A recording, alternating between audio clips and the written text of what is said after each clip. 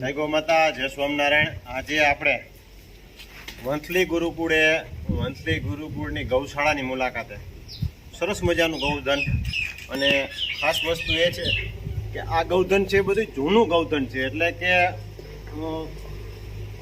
Private ગૌશાળા હોય ને એ તેવી જગ્યાએ હોય તો જાજુ પડતું એઆઈ કરેલું ને એ બધું હોય, એટલે કે અલગ અલગ જગ્યાએ, પણ આમાં વારસાગત નંદી વપરાતા। એટલે મારા ખ્યાલ પ્રમાણે આ જૂનું ગૌધન છે, આમાં અમુક ટકા રૂપ નહીં હોય, અમુક ટકા કાનની પ્યોરિટી ને એ બધી વસ્તુ કહે, પણ એક વસ્તુ છે કે આમાં મિશ્ર જે વસ્તુ જે થાય છે એ મિશ્ર વસ્તુ કોઈ નહીં થાય। ક્યારેક બાય ચાન્સ આપને પણ ખ્યાલ ન હોય, કાંકરેજમાંથી દેશી થયું હોય ને દેશીમાંથી સારું નંદી એમાં યુઝ કર્યા રાખાય તો પ્યોર ગીરે થઈ ગયું હોય, પણ એના જીનેટિક જ્યારે આપણે તપાસ કરાવીએ તો એમાં એ પણ દર્શાવે કે ભાઈ કાંકરેજ છે। તો આ પ્યોર અને એક એમ કહી શકીએ, ભલે દેશી અત્યારે ઘાટવાળું દેખાય છે પણ વારસાગત નંદી વપરાતા, એટલે કે પ્યોર દેશી છે। અને જ્યારથી ભગતે સંભાળ્યું છે આનો કારભાર એ પછી એમાં સુધાર પણ ઘણો જોવા મળ્યો છે। એ પણ વસ્તુ આપણે બતાવશું, કેમ કે અત્યારે આમાં આપણે ગૌધન જોઈ તો થોડુંક દેશી ટાઈપની દેખાય, પણ જ્યારથી આપણે નીલકંઠ ભગતે સંભાળ્યું એ પછી થોડોક પોતાનો શોખ અને આપણે જાજી જુદી સંસ્થાઓ જોડાયેલી એના માધ્યમથી સારા નંદીઓ લઈ આવી અને એને ઉપયોગ કરેલો છે। તો અત્યારે ભગત આપણે ગૌધન અંદાજિત કેટલો છે? અત્યારે આપણે અહીંયા 124 જેવા ગૌવંશ છે, નાના મોટા થઈને 124 જેવા છે, તો ખૂબ સારામાં સારું કહેવાય। તો અત્યારે આપણે લગભગ આ ગૌવંશ અને આપણે છે બધી ગાય માતા, આપણે આનાથી પ્રાકૃતિક ખેતી પણ આપણે લગભગ આનાથી કરીએ છીએ। તો મોટામાં મોટો બેનિફિટ ઘણો બધો છે, પ્રાકૃતિક ખેતી કરે છે આનાથી, કેમ કે આ ગુરુકુળ છે, આપણે બાળકો કેટલા ભણે છે? અત્યારે આપણે હોસ્ટેલમાં 400 અને 350, એટલે ફૂલ ડે સ્કૂલ છે, હાફ ડે સ્કૂલ છે? નહીં, ફૂલ ડે છે ને? Half day. તો 400 બાળકો પ્લસ 40-50 કર્મચારીઓ બીજા, આ બધાની રસોઈ માત્ર ને માત્ર તમને નવાઈ લાગશે કે આ બધા ગૌવંશના ગોબર ગેસના મોટા બધા પ્લાન્ટ છે, બધી લગભગ એમાંથી બધી પૂરી ત્રણ ટાઈમની એમાં બધી થઈ જાય, પાછી એની સ્લરી નીકળે છે, અને પ્લસ જે વધારાનો જે ગોબર છે એ ઉપયોગ થતા આપણે પ્રાકૃતિક ખેતીમાં બધી ઉપયોગ કરવામાં આવે છે।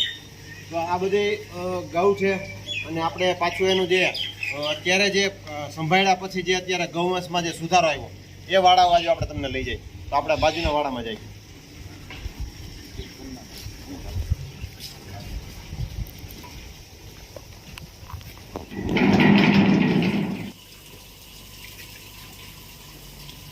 આ અત્યારે હોડકાઓનો વાળો છે, અને તમે આમાં જોઈ શકતા હશો કેવા સુંદર મજાના આ તમે સંભાળ્યા પછીના ટૂંકમાં એ પછીના જે છે ને નંદી 2.5 વર્ષ, તો કેવા સુંદર મજાના સરસ મજાના બધા હોડકાઓ છે।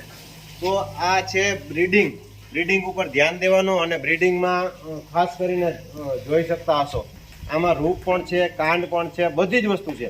તો મેઇન વસ્તુ એ છે કહેવાનો કે દિવસે ને દિવસે સારા નંદી ઉપયોગ કરી અને સારું ગૌધન બનાવવાના પ્રયત્નો કરીએ તો જે આપણી સુંદરતા અને પ્યોરિટી જે બધી હતી એ બધી જ પાછી વસ્તુ મળે। પણ મેઇન વસ્તુ એ છે કે આ દિવસે ને દિવસે આપણે શીખવાડે, એટલે કે દિવસે ને દિવસે આમાં નંદી ઉપર ફોકસ કરી અને આપણે આગળ ચાલવાનું રહીએ। તો તમે આ સંભાળ્યું એ પછી આપણે એની આગળ ઘણા આ નંદી હતો, એની પહેલાં નંદી હતા, તો આપણે ક્યાં નંદી આપણે લઈ આવ્યા હતા? આપણે એક આજથી 6 વર્ષ પહેલા સારંગપુર BAPS ત્યાંથી ગણેશ નામનો નંદી આવ્યો છે, એના અમુક ઓળખાઓ જે આની અંદર છે। ત્યાર પછી મેં સંભાળ્યા પછી બંસીગીર ગૌશાળા ગોપાલભાઈ સુતરિયા, ત્યાંથી આપણે એક નંદી લાવ્યા, એને 2.5 વર્ષ આપણે વાપર્યું, અને આમાં લગભગ અડધા જે દેખાય ઓળખા એના છે, અને એનો વાળો પૂરો થયો એટલે બદલી નાખ્યો। હવે જે અત્યારે ચાલુ છે એ બધા આપણા કુંડળ મંદિરની જે આપણી પાસે ઓલી કાબરી ગાય છે એમાં આપણે બરોબર છે।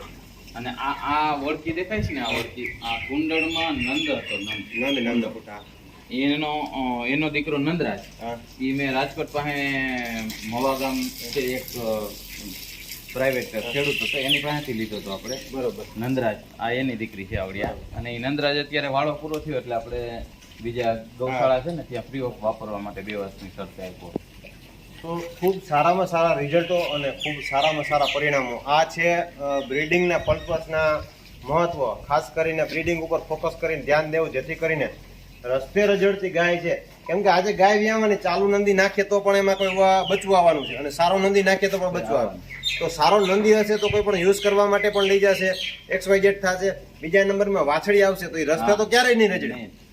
એટલે કિંમતી અને સારી અને સુંદરતાવાળી થાય તો એક નંદીને સારા યુઝ કરવા એ વસ્તુનું આપણું ધ્યેયથી. તો સારામાં સારું ગૌધન છે. આ જ રીતે બધા જ લોકો ગાય ઉપર કામ કરે તો જ ગાય સુખી અને સમૃદ્ધ આપને પણ બનાવી શકશે. જય ગૌ માતા, જય સ્વામિનારાયણ. જય શ્રી